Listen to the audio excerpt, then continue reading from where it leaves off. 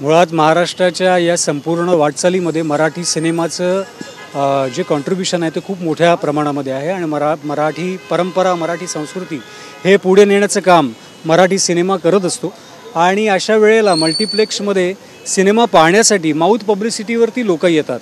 पहिल्याच आठवड्यामध्ये जर का सिनेमा उतरवला गेला आणि महाराष्ट्रामध्ये मराठी सिनेमावरती जर का ही परिस्थिती असेल आणि मल्टिप्लेक्सची दादागिरी असेल आणि कुठल्या इतर भाषांच्या सिनेमासाठी आमच्या हक्काची स्क्रीन आमच्याकडनं काढून घेतली जात असेल तर हा एक त्यांना आत्ता विनंती करण्यात आली आहे. जर का ते स्क्रीन्स वाढवले नाहीत तर उद्यापासून संपूर्ण महाराष्ट्रामध्ये मल्टिप्लेक्सच्या विरोधामध्ये शिवसेनेच्या वतीनं शिवसेनेच्या स्टाईलनी आंदोलन छेडण्यामध्ये नेमकी स्क्रीन दिलेलीच नाहीये का? एका आठवड्यात पिक्चर खाली उतरवण्यात आला आणि त्याचं कारण काय दिलं? मला तेच म्हणायचं आहे की मराठी सिनेमाचं बजेट जे असतं, प्रमोशनचं जे बजेट असतं ते बॉलिवूडच्या तुलनेमध्ये करोडोंमध्ये नसतं, तर माउथ पब्लिसिटीवरती मराठी सिनेमा चालतो. आता तुम्ही जर का गुलकंद सिनेमा बघितला असेल, आता थांबायचं नाही सिनेमा बघितला असेल, त्यांनीसुद्धा सुपरहिट सिनेमामध्ये त्याची आता नोंद झालेली आहे. तो सुद्धा माउथ टू माउथ पब्लिसिटी होऊन नंतर तो सिनेमा चालायला लागला. पहिल्याच आठवड्यामध्ये दुसरा भाषेचा सिनेमा चालतोय म्हणून मराठी सिनेमाचे स्क्रीन कमी करायचे तर निर्मात्याचं जे काही होणारं नुकसान आहे ते नुकसान करोडो रुपयांचं भरून देणार कोण? म्हणून मल्टिप्लेक्सची दादागिरी आहे, ती दादागिरी महाराष्ट्रामध्ये खपवून घेतली जाणार नाही आणि मराठीवरती हा जो काय अन्याय होतोय तो शिवसेना कदापि सहन करणार नाही. आणि काही कारण दिलंय का नेमका त्यांनी चित्रपट खाली घेतला का फायद्यासाठी किंवा हा कुठल्याही मल्टिप्लेक्स हा स्वतःच्या फायद्यासाठीच मराठीची गेडचेपी करत आलेला आहे. आणि आज जर का त्या निर्मात्याचं नाव आहे अमेय खोपकर आणि अमेय खोपकर सारख्या निर्मात्यावरती जर का ही परिस्थिती असेल तर इतर जे सर्वसामान्य निर्माते आहेत त्यांनी कोणाकडे जायचं? तर ही कुठल्या तरी एखाद्या सिनेमासाठी केलेली चळवळ किंवा आंदोलन नाही आहे. संपूर्ण मराठी सिनेमा ज्या मराठी सिनेमावरती हा अन्याय होतो त्या मराठी सिनेमांच्या बाबतीमध्ये निवेदन देण्यात आलेलं आहे.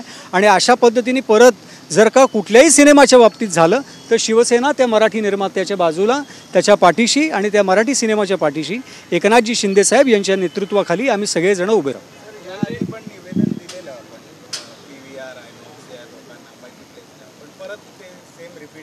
नाही, वारंवार या पद्धतीचं जर का त्यांचं राजकारण होत असेल आणि इतर भाषेवरचं प्रेम किंवा व्यवसाय हा फक्त हेतूसमोर ठेवला जात असेल तर महाराष्ट्रामध्ये जो मराठी सिनेमा महाराष्ट्राचं नाव अटकेपार सातासमुद्रापार नेऊन ठेवतोय त्या मराठी सिनेमाला आपणच मोठं करायला पाहिजे. आणि नुसतंच मल्टिप्लेक्स नाही तर मराठी प्रेक्षकांना सुद्धा माझं आव्हान आहे, ज्यांचं मराठीवरती प्रेम आहे त्या सगळ्या लोकांनी मराठी सिनेमाला आणि मराठी अस्मितेला मोठं केलं पाहिजे. या आठवड्याचा जो पिक्चर होता ये रे ये रे पैसा, त्याला फक्त 2च शो आहेत. आज मुंबईमध्ये 2 शो आहेत, उद्या कदाचित एकही स्क्रीन दिलं जाणार नाही. ही गोष्ट जेव्हा आमच्या लक्षात आली आणि आमच्याकडे ही तक्रार जेव्हा नोंदवण्यात आली त्यावेळेला आता मल्टिप्लेक्सच्या व्यवस्थापकांशी संपर्क केलेला आहे आणि त्यांनी आता निश्चितच आम्ही याविषयी लवकरात लवकर पावलं उचलू असं त्यांनी सांगितलं आहे.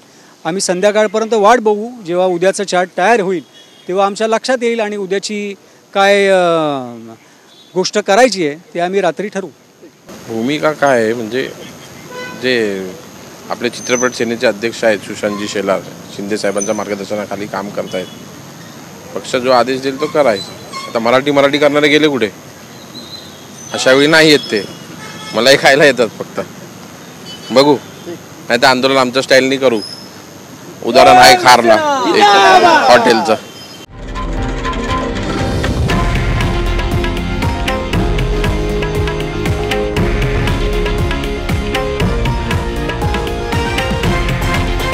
हे आहे देशातील नंबर 1 न्यूज नेटवर्क आणि आपण पाहत आहात TV9 मराठी, एकमेव.